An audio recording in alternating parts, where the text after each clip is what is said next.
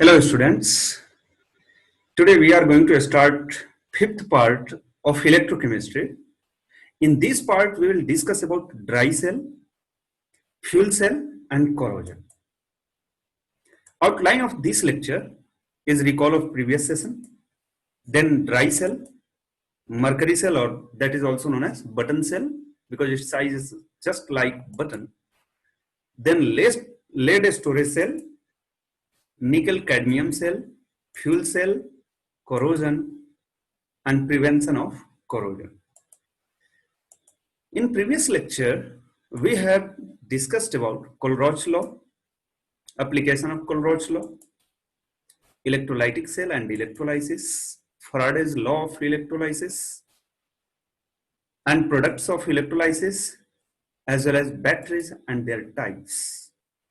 Today we are going to start in detail about the cells. First we are going to discuss about dry cell.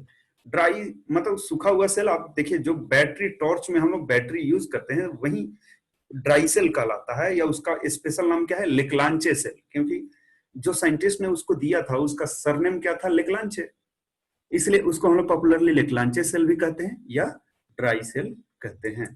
तो हम लोग dry cell का एक model example देखिए, जो torch की battery है आप उसको कट कीजिए तो यही एक सेक्शन आपको दिखता है, एक पेपर सेपरेटर लगा हुआ होता है जो येलो कलर से यहां दिख रहा है, और यहाँ इलेक्ट्रोलाइट के रूप में क्या रहता है, ZnCl2 और अमोनियम क्लोराइड। और जो कार्बन है, कार्बन ग्रेफाइट जो है वो कैथोड के रूप में काम करता है, और कैथोड के जस्ट बाहर देखिए तो लेयर ऑफ MnO2 होता है।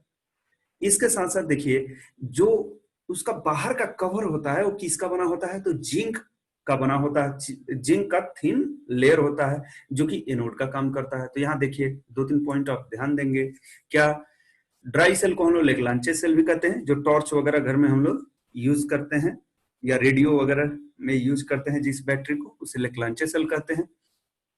एनोड किसका होता है, जिंक मेटल केन होता है, मतलब जो बाहर एक लेयर बना होता है वो क्या है, एनोड का काम करता है। Cathode MnO2 and carbon paste, जो ये बीच में रॉड है यही किसका काम करता है, कैथोड का, और उसके साथ MnO2 का पेस्ट रहता है, ताकि MnO2 का काम क्या होता है, कैटालिटिक एक्टिविटी को थोड़ा फास्ट रखे।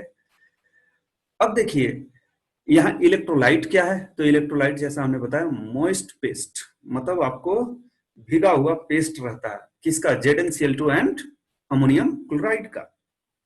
और इसका सेल पोटेंशियल कितना होता है, 1.5 volt, but it decreases to 0.8 volt with use. मतलब ये जब शुरू में नया नया बैटरी आप मार्केट से लाते हैं उसका वोल्टेज 1.5 के आसपास रहता है, और धीरे धीरे ये डिक्रीज करते करते वो 0.8 वोल्ट तक जाता है, तो डेड होने लगता है, मतलब आपकी टॉर्च की रोशनी जो होती है वो बहुत ही कम हो जाती है। तो यहाँ देखिए, यहाँ एनोड का जैसा आपने काम बताया कौन सा करता है, जिंक। तो जिंक जो है यह क्या करता है, जिंक +2 में चला जाता है और 2 इलेक्ट्रॉन रिलीज कर दिया। और आप जानते हैं एनोड पर हमेशा क्या होता है, ऑक्सीडेशन होता है, यहाँ देख भी रहे हैं जिंक 2 इलेक्ट्रॉन लॉस कर दिया, इसका मतलब zinc plate is acting as anode. Then next one is cathode. Now see here NH4+ from ammonium chloride, जो NH4Cl है वहां से NH4+ है, और MnO2 पेस्ट है, यहाँ ये 2 इलेक्ट्रॉन गेन करके Mn2O3 बना लेते हैं और अमोनिया बनता है NH3+H2। यहाँ देखिए हमने रेड मार्क किया है Zn+2 एक्वस और NH3 एक्वस, इसका कुछ इंपॉर्टेंस है जो कि हम लोग देखने जा रहे हैं।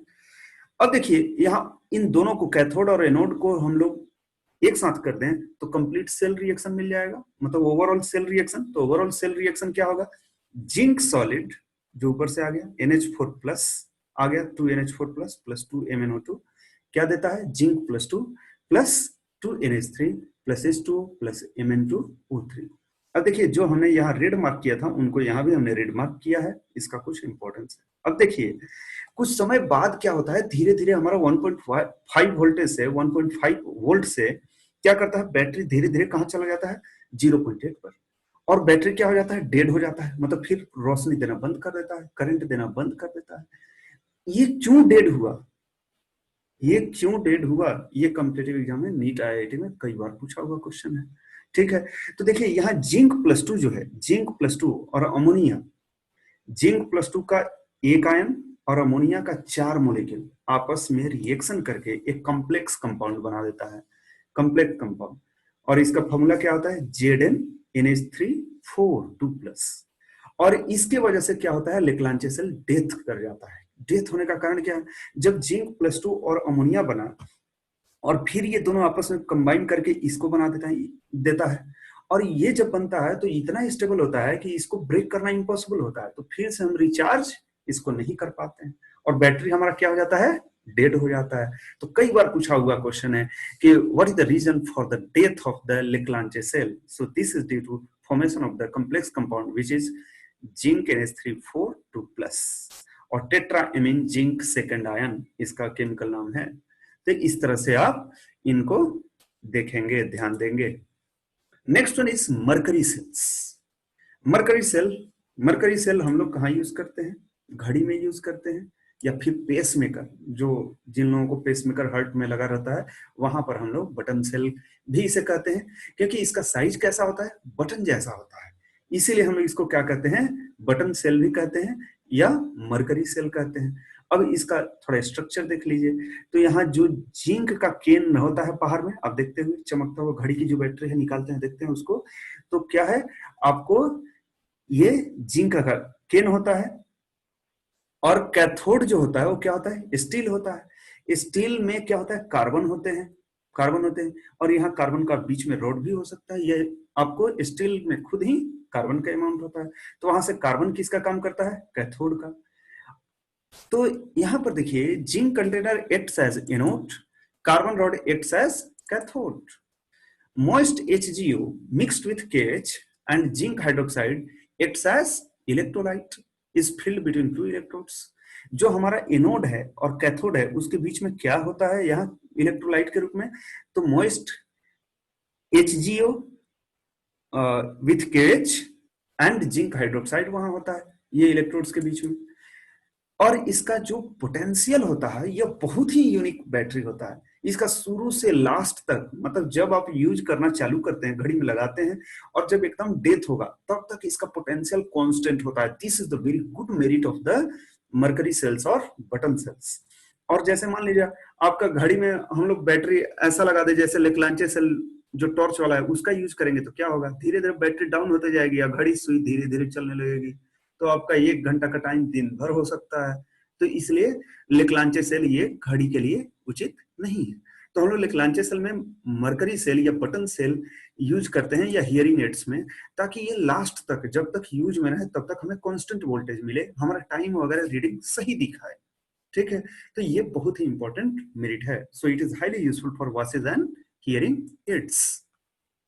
बटन सेल जो है, इसमें एनोड और कैथोड और सेल रिएक्शन, मतलब ओवरऑल रिएक्शन देखिए, तो एनोड पर क्या होता है, ऑक्सीडेशन होता है। तो देखिए जिंक और एमेल्गम है, मरकरी है, जिंक और मरकरी, ये जो आपको KH है वहां से हाइड्रोक्सिल आयन के साथ अभिक्रिया करके क्या करता है, रिएक्शन करके जिंक ऑक्साइड बना देता है, +H2 +2 इलेक्ट्रॉन दे देता है।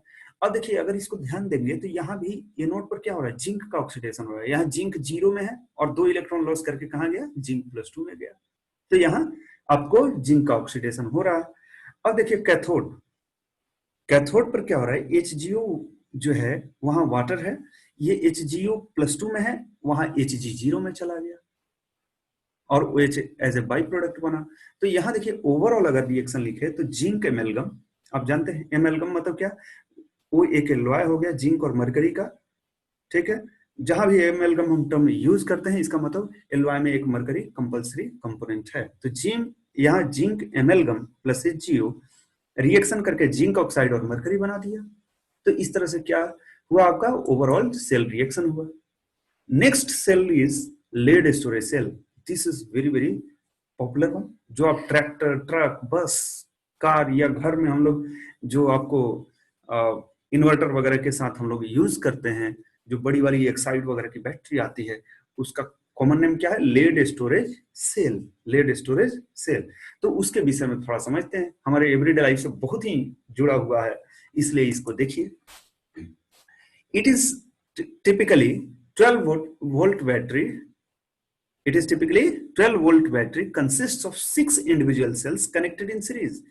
यह एक बैटरी है। बैटरी और सेल में डिफरेंस क्या है? सेल एक यूनिट होता है, लेकिन बैटरी में कई सारे सेल मिलके बने होते हैं, मतलब बैटरी कई सारे सेल के जुड़ने से बनता है।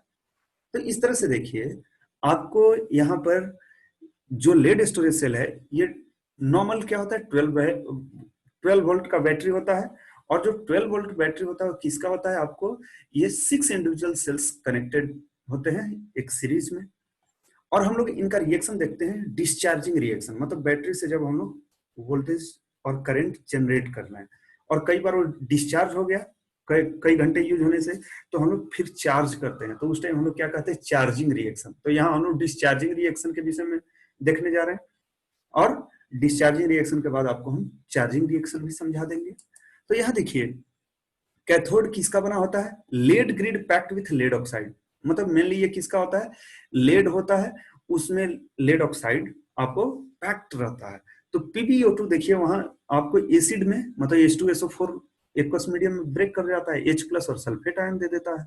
तो PbO2 आपको H2SO4 मतलब H प्लस और सल्फ्यूरिक एसिड से रिएक्शन करता है और 2 इलेक्ट्रॉन गेन करके क्या करता है?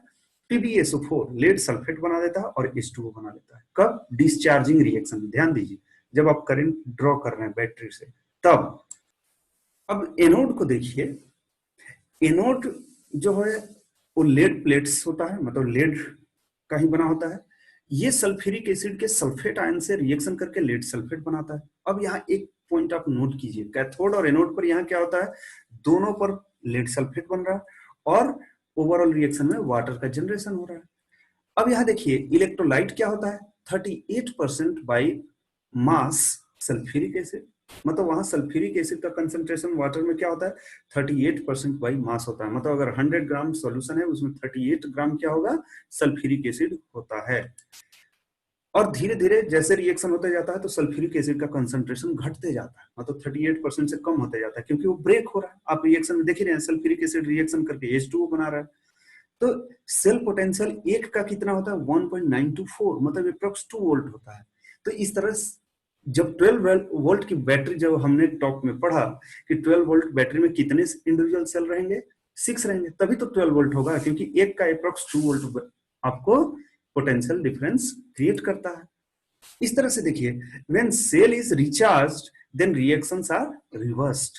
अब देखिए, यहाँ हम लोग जो रिएक्शन देख रहे हैं, तो दोनों में एनोड और कैथोड में लेड सल्फेट बन रहा है और वाटर जनरेट हो रहा है। और यहाँ क्या है? ये जो कैथोड रिएक्शन है और एनोड रिएक्शन है, ये डिस्चार्ज हो रहा है जब हम बैटरी से करंट ले रहे हैं। अगर इसी तरह आपको कह दिया चार्जिंग रिएक्शन बताइए, तो चार्जिंग रिएक्शन क्या करना है?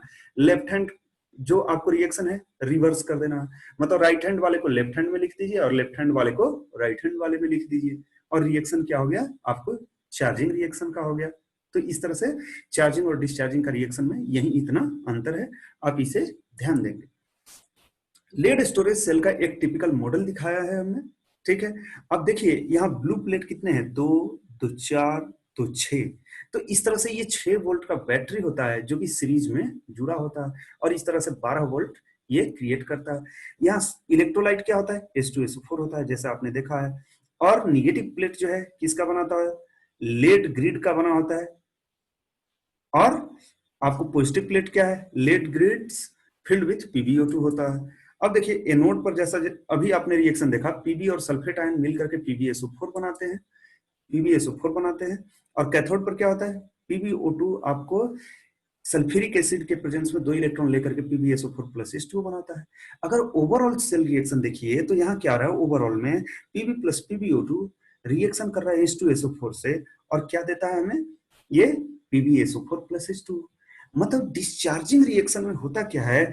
यहाँ लेड सल्फेट बनता है और हमें प्रोडक्ट क्या मिला? यहाँ वाटर मिला। प्रोडक्ट हमें यहाँ वाटर एक बाई प्रोडक्ट मिल रहा है।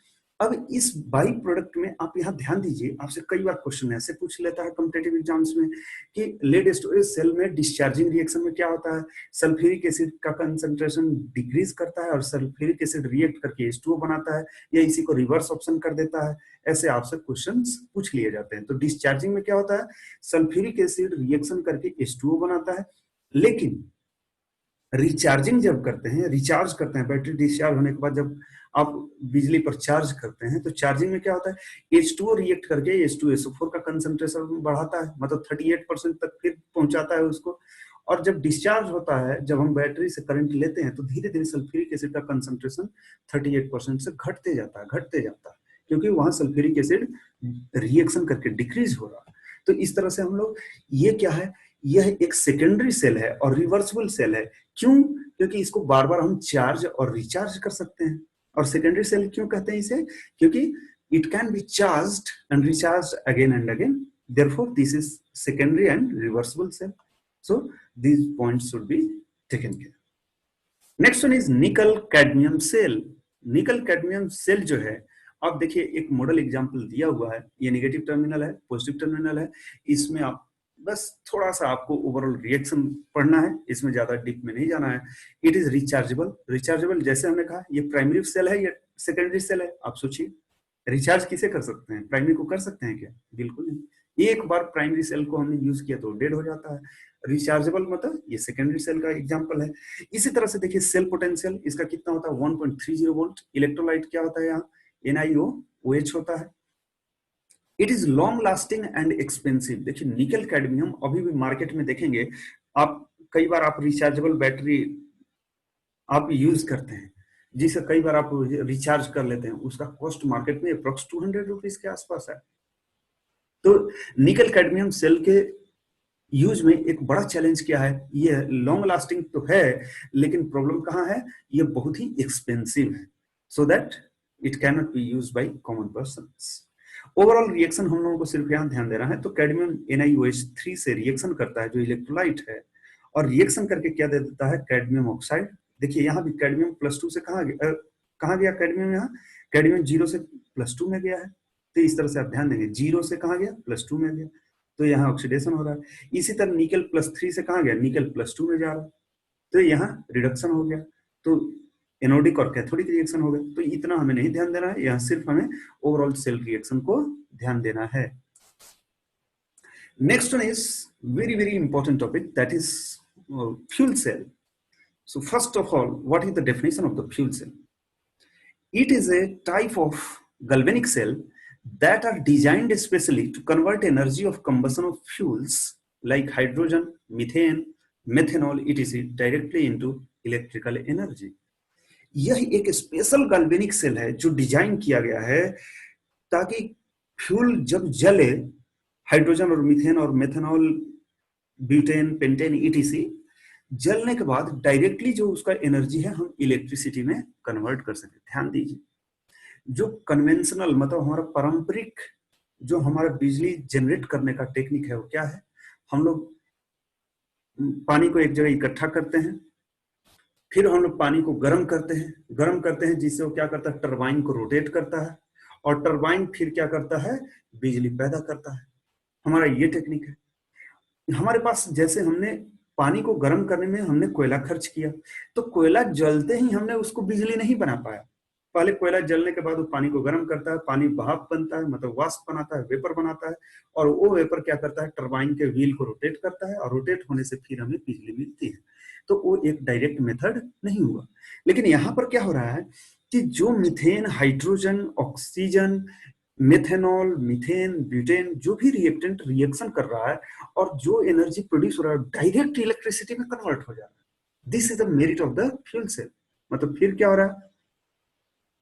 यहां ध्यान दीजिए कि it is a special cell which is designed to convert energy of combustion of fuels like hydrogen, methane, methanol, etc. directly into electrical energy. यहाँ डायरेक्ट इलेक्ट्रिकल एनर्जी में हम लोग कन्वर्ट कर देते हैं, जो कि कन्वेंशनल सेल में नहीं होता है।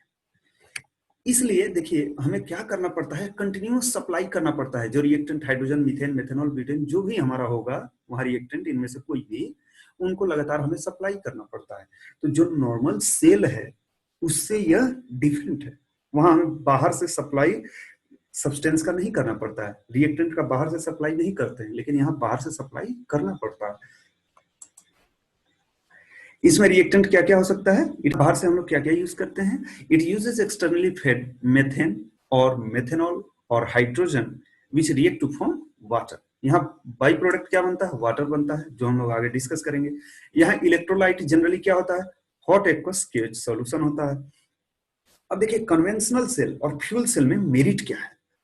In conventional cell, cell potential is 1.23 volt and have about 40% conversion of electricity. मतलब जो हम एनर्जी प्रोड्यूस करते हैं वो सिर्फ बिजली में हम लोग कितना कन्वर्ट कर पाते हैं, सिर्फ 40%, और 60% हमारा बर्बाद हो जाता है।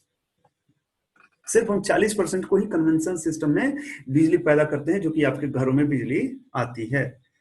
कन्वेंशनल सिस्टम मतलब पुरानी वाली जो हमने समझा वेपर बना करके टरबाइन से रोटेट करने का। तो इस तरह से देखिए excess of heat can be used to derive turbine generators. ठीक है, मतलब यहां पर हमने 40% को हमने क्या किया, इलेक्ट्रिसिटी में कन्वर्ट किया, and remainder is lost as heat. और excess of heat can not be used, जो एक्सेस हमारा हीट था उसको हम यूज नहीं कर पाते। देखिए अब फ्यूल सेल का एक मॉडल एग्जांपल लीजिए यहां। तो यहाँ एनोड होता है, कैथोड होता है। एनोड और कैथोड दोनों कार्बन इलेक्ट्रोड का बना होता है। ये पोरस होता है। पोरस मतलब इसमें छोटे छोटे छिद्र होते हैं जिससे गैसेस पास कर सकते हैं। तो हम कैथोड की तरफ से ऑक्सीजन को पास करते हैं और एनोड की तरफ हाइड्रोजन पास करते हैं। ये आता है और दोनों KH में मिक्स होता है। मिक्स होकर के कैसे रिएक्शन होता है, देखिए एनोड पर H2 और OH रिएक्शन करके 4H2O और 4 इलेक्ट्रॉन जनरेट करता है। और कैथोड पर क्या होता है, O2 plus H2O plus 4 electron gives 4OH minus. ये कैथोडिक रिएक्शन हो गया। ओवरऑल रिएक्शन क्या हुआ, 2H2 plus O2 equal to 2H2, जो आप 6-7 क्लास से पढ़ते आ रहे हैं। फ्यूल सेल का एग्जैक्ट वही रिएक्शन है। तो आपसे पूछा जाए तो आप डेफिनेशन लिख दीजिए और ओवरऑल रिएक्शन जरूर लिखिए। कैथोड और एनोड को लिखते हैं तो बहुत बेटर है अगर बोर्ड एग्जाम में पूछा जाए तो। और अगर कैथोड एनोड रिएक्शन न लिख पाए तो आप ये तो रिएक्शन 7-8 से पढ़ते आ रहे हैं। 2H2 plus O2 equal to 2H2, overall reaction को जरूर लिखिए। अब मेरिट्स ऑफ फ्यूल सेल्स देखते हैं, क्या क्या मेरिट है। It's efficiency is 60 to 70%। मतलब देखिए आपको कन्वेंशनल सेल क्या था, सिर्फ उसकी इफिशियंसी 40% थी और इसका efficiency कितना है, 60 to 70%। means its efficiency is 60 to 70%, which is very very higher than the conventional cells। जो पुरानी हमारी conventional cells थी उसके कंपैरिजन में इसकी efficiency क्या है, बहुत ही अधिक है। It does not cause any pollution। Its byproduct is H2O, which is useful। जैसे स्पेस क्राफ्ट जो होते हैं वहां मान लिया जाए जैसे मंगल मिशन वगैरह लॉन्च किया जाता है तो वहां ये हम फ्यूल यूज करेंगे तो वहां H2O बनेगा। तो जो वहां पर्सन एस्ट्रोनॉट के रूप में है उसके लिए H2O जल पीने वगैरह में काम आ सकता है, उसके यूज में आ सकता है। तो यह एक बहुत ही यूजफुल प्रोडक्ट बनता है। यहाँ तो जैसे दूसरे आपको टेक्निक है जो हम लोग पानी को गैस में कन्वर्ट करते हैं और फिर बिजली पैदा करते हैं, वहां तो कार्बन डाइऑक्साइड, कार्बन मोनोऑक्साइड ये सब प्रोड्यूस होते हैं, जहरीले गैस बनते हैं। लेकिन यहाँ तो ऐसा कुछ नहीं बनता है। तो ये दूसरा मेरिट हो गया। Reactants H2 and O2 can be produced from the sea water. हम जानते हैं हमारा क्या है, 70% वाटर सी के रूप में मौजूद है। वहां हम लोग अगर टेक्नोलॉजी डेवलप कर लें तो वहां से हाइड्रोजन और ऑक्सीजन इजिली प्रोड्यूस कर सकते हैं और बिजली हम लोग पैदा कर सकते हैं। Demerits, it is highly expensive. ये बहुत ही मेरिट्स तो हैं लेकिन डिमेरिट क्या है, ये एक्सपेंसिव है जो कि अभी पॉपुलर नहीं हो पाया है। Storage and transportation of H2 and O2 is difficult. अब देखिए जो आप LPG का सिलेंडर आपके घर में गैस है जिससे खाना बनाते हैं उसके कंपैरिजन में H2 और O2 का रख रखाव, ट्रांसपोर्टेशन और टैंक बनाना इसके रखने के लिए बहुत ही मुश्किल काम है। ये सब हमारे अभी टेक्नोलॉजी के चैलेंजेस है। जैसे हम लोगों का टेक्नोलॉजी अगर इन सबको ट्रांसपोर्ट करने में सक्षम हो जाए और फ्यूल सेल का कॉस्ट नीचे आ जाए तो ये हमारे लिए और एटमॉस्फेयर के लिए और पॉल्यूशन फ्री एटमॉस्फेयर जनरेट करने के लिए बहुत ही वरदान साबित हो सकता है। तो यह रिसर्च का बहुत ही हॉट टॉपिक है। Next one is corrosion. Corrosion is oxidative deterioration of the metal. ये क्या होता है, मेटल धीरे धीरे ऑक्सीजन के प्रेजेंस में और मॉइस्चर के प्रेजेंस में डिटोरिएट करते जाता है, डिग्रेड करते जाता है और लेयर बाय लेयर वो डिग्रेड करते जाता है। 25% of steel produced goes to replace steel structures and products destroyed by corrosion. मतलब वहां स्टील, आप जानते हैं स्टील एक लोहा है किसका, लोहे और मतलब आयरन और कार्बन का। तो लोहा जो वहां है, लोहे का ये 25% पार्ट तो लगभग लगभग बर्बाद ही कर देता है कोरोजन। इसको रोकना क्या है, बहुत ही जरूरी है। Rusting of iron requires the presence of both oxygen and water. अब ध्यान दीजिए, रस्टिंग एक टाइप है कोरोजन का, और रस्टिंग कब यूज करते हैं, जब कोरोजन आयरन का होता है, वहां एक स्पेशल हम लोग नाम दे देते हैं रस्टिंग, क्योंकि ये एक रस्ट वायरस होता है। रस्ट वायरस क्या होता है, आपको गेहूं में भूरे भूरे कलर का गेहूं में लग जाता है, वीट में, और उससे कलर मैच करता है, उसी के रिजेंबल होने की वजह से इसका नाम रस्ट दे दिया गया। लेकिन रस्टिंग क्या है, कोरोजन ही है। ये आयरन के केस में हम लोग स्पेशल नाम दे देते हैं। Rusting results from tiny galvanic और electrochemical cells found by water droplets.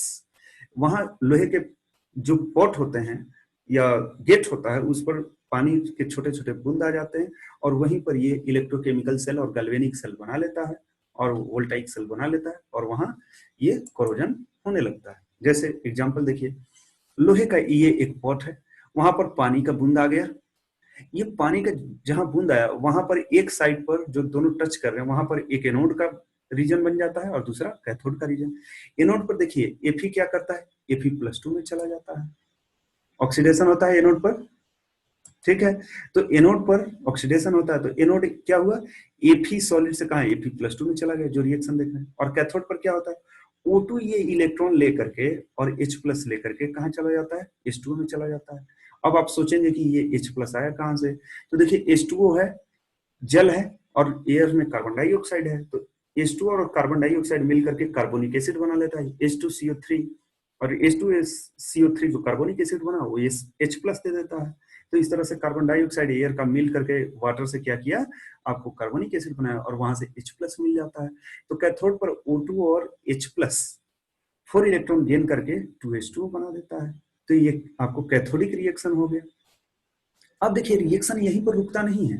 जैसे Fe+2 आयरन का एटॉमिक नंबर 26 होता है, तो आयरन का 26 का इलेक्ट्रॉनिक कॉन्फ़िगरेशन क्या होगा, आर्गन 18 3d6 4s2। तो 2 इलेक्ट्रॉन निकलने के बाद Fe+2 में 3d6 इलेक्ट्रॉनिक कॉन्फ़िगरेशन है, और जबकि आप जानते हैं कि 3d5 most stable electronic configuration होता है due to half filled set of orbitals. तो यहाँ आयरन अब क्या करता है, आयरन ऑक्सीजन के साथ रिएक्शन करके H+ के साथ ये क्या करता है, आपको Fe+2 बना देता है। Fe+2 ओवरऑल रिएक्शन में देखिए, आयरन ऑक्सीजन और H+ के प्रेजेंस में Fe+2 और H2 बनाता है। और जो ये Fe+2 बना, Fe+2 ये फर्दर क्या करता है, ऑक्सीजन से रिएक्शन कर जाता है। क्यों, क्योंकि Fe+2 में 3d6 कॉन्फ़िगरेशन है, और यहाँ Fe2O3 आयरन का ऑक्सीडेशन नंबर कितना हो गया, +3, मतलब 3d5 में चला गया। हम जानते हैं 3d5 मोर स्टेबल होता है due to half filled set of configuration. तो ये कैथोडिक रिएक्शन जो रिडक्शन वाला रिएक्शन है और एनोडिक रिएक्शन है, यहीं पर नहीं रुकता। ये Fe+2 फर्दर ऑक्सीजन से कंबाइन करके Fe2O3 बना देता है, और Fe2O3 XH2O से मिल करके Fe2O3.XH2 बना लेता है, जिसे हम रस्ट कहते हैं। इसे ही हम लोग रस्ट कहते हैं। तो कई बार रस्ट का फॉर्मूला पूछ लेता है। तो यहाँ क्यों Fe2O3 बना, क्योंकि 3d5 कॉन्फ़िगरेशन में आयरन जाना चाहता है, क्योंकि वहां हाफ फील्ड ऑर्बिटल्स मिल जाता है और स्टेबल कॉम्प्लेक्स और स्टेबल कंपाउंड बना लेता है, और उसी कंपाउंड को हम लोग रस्ट कहते हैं। तो इस तरह से आप इन्हें ध्यान देंगे। इस तरह से देखिए, हमारे लोहे की पटरियां हैं, ट्रेन है, ट्रक है, बस है, सभी लोहे से बने होते हैं। बहुत ही मुश्किल है कि ये हमारा कोरोजन की वजह से खराब होता है, तो इन्हें रोकना बहुत ही जरूरी है। तो कोरोजन को रोकने के क्या क्या उपाय हो सकते हैं, तो सबसे पहला पॉपुलर क्या है, गैल्वेनाइजेशन। गैल्वेनाइजिंग क्या है, it is the coating of iron with zinc. मतलब आयरन का जो पॉट होता है उस पर पतला सा परत हम लोग चढ़ा देते हैं, किसका, जिंक का। Zinc is more easily oxidised than iron. यहां ध्यान दीजिए, आयरन से पहले किसका ऑक्सीडेशन हो जाएगा, जिंक का, क्योंकि रिएक्टिविटी सीरीज में जिंक ऊपर है आयरन से। तो यह कैसा काम करता है, सेक्रीफिशियल एनोड, मतलब अपना आयरन के लिए अपना जिंदगी सेक्रीफाइस कर दिया। आप निश्चिंत रहिए, मैं अपना जिंदगी सेक्रीफाइस करता हूं, ठीक है। तो इस तरह से एक सेक्रीफिशियल एनोड का काम करता है, मतलब सेक्रीफाइस कर गया क्या, जिंक ने। Zinc is more reactive than iron, therefore it is easily oxidized than the iron, and it is acting as sacrificial anode. ये अपने रिएक्शन कर जाएगा, ऑक्सीडाइज कर जाएगा, इसलिए कैसा काम किया, सेक्रिफिशियल एनोड, और अपने कर जाएगा और आयरन वहां सुरक्षित रह जाता है, which protects and reverses oxidation of the iron. मतलब वहां एक रिएक्टिव मेटल आ गया, ये आयरन से अधिक रिएक्टिव मेटल जिंक आ गया, तो खुद अब जिंक ऑक्सीडेशन में जाएगा, तो जिंक का ऑक्सीडेशन हो जाएगा, जिंक खुद अपने रिएक्शन करेगा और आयरन वहां सुरक्षित रह जाएगा, उसका रिएक्शन नहीं होगा। तो इस तरह से हम लोग आयरन को प्रोटेक्ट कर सकते हैं। दूसरा है कैथोडिक प्रोटेक्शन, ये गैल्वेनाइजेशन भी एक कैथोडिक प्रोटेक्शन ही है। जैसे हम लोग क्या करते हैं, आयरन को हम लोग मोर रिएक्टिव मेटल से जोड़ देते हैं, तो मोर रिएक्टिव मेटल से जोड़ देंगे तो मोर रिएक्टिव वाला पहले ऑक्सीडाइज होगा और वहां आयरन क्या होगा, सुरक्षित रह जाएगा, जैसा कि ऊपर गैल्वेनाइजिंग है। और यहाँ हम लोग गैल्वेनाइजिंग जब जिंक की कोटिंग करते हैं आयरन पर तो एक स्पेशल टर्म देते हैं, और किसी दूसरे मेटल के साथ करेंगे तो हम लोग सिंपली कैथोडिक प्रोटेक्शन कर सकते हैं। गैल्वेनाइजेशन को भी कैथोडिक प्रोटेक्शन कर सकते हैं, लेकिन वहां एक स्पेशल हम लोग नाम देते हैं galvanising. So cathodic protection is the protection of the metal from corrosion by connecting it to a metal that is more easily oxidized or that is more reactive. Electroplating, हम लोग इलेक्ट्रोप्लेटिंग कर देते हैं। इलेक्ट्रोप्लेटिंग मतलब tin वगैरह का हम लोग लेयर वहां उस पर चढ़ा देते हैं, तो उस तरह से हम लोग उनका कोरोजन रोक सकते हैं। या नेक्स्ट कॉमन हम लोग घर में या कॉमन पर्सन कैसे अपना आयरन का गेट वगैरह प्रोटेक्ट करता है, हम लोग क्या करते हैं, पेंट ग्रीज लगा देते हैं, या हम लोग आयरन के पॉट पर रबर लगा देते हैं, जिससे वो वाटर और ऑक्सीजन दोनों एक साथ कांटेक्ट में नहीं आ पाए, और इस तरह दोनों एक साथ कांटेक्ट में नहीं आएंगे तो कोरोजन नहीं होगा। क्यों? आप ऐसा कोई उपाय लगाइए जिससे आयरन दोनों के साथ, वाटर और एयर के साथ, ऑक्सीजन के साथ, दोनों एक साथ कांटेक्ट में ना आ सके, तो कोरोजन रुक जाएगा। So today we discussed about dry cell, mercury cell को बटन सेल भी कहते हैं, lead storage cell, nickel cadmium cell, fuel cell, corrosion and methods of prevention of corrosion. So thanks for today and share these videos with the needy students. Thank you.